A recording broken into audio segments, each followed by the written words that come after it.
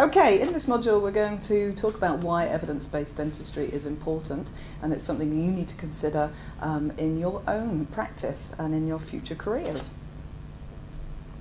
So what do we mean when we talk about evidence-based dentistry? What is evidence-based dentistry? The first of these quotes is the quote that is the most often used in relation to evidence-based dentistry.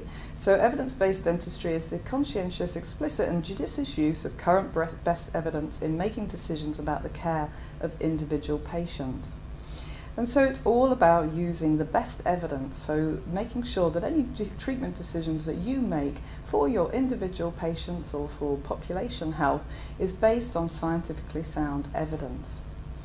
So it's the best use of evidence to make a decision regarding a person's health care. And to do evidence-based dentistry, you have to follow a number of different steps. And these involve the systematic location, appraisal, and evaluation, and then implementation of the existing evidence in a particular area.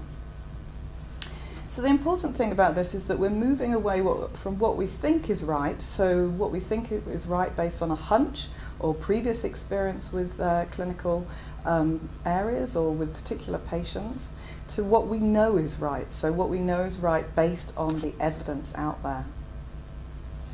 And why do we have to do evidence-based dentistry? Well, there's a number of key reasons.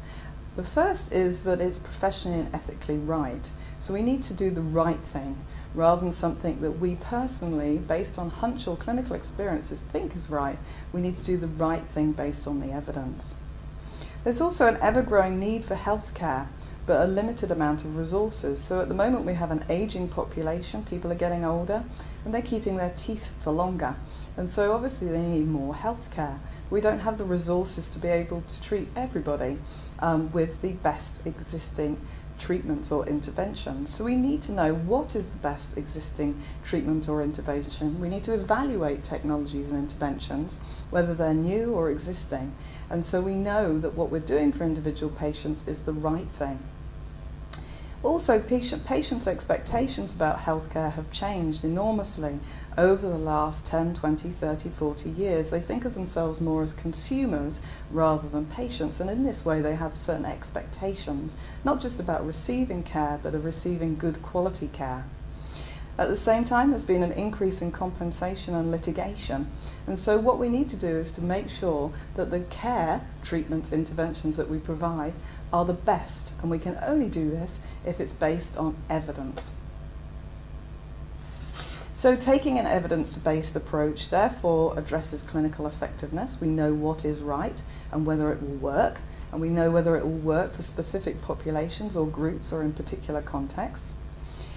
It reduces the likelihood of adverse effects or complications because it's been tested, we know that it works, it's been evaluated.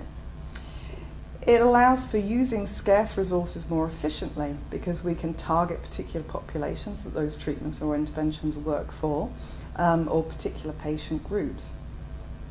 It also offers a transparent means to keep patient expectations realistic. If you know that a particular treatment works, then you can tell your patients that. You can tell them that it's been assessed, evaluated, so it's based on good evidence. It also, as individual clinicians, provides a means for you to keep up to date with new techniques and interventions.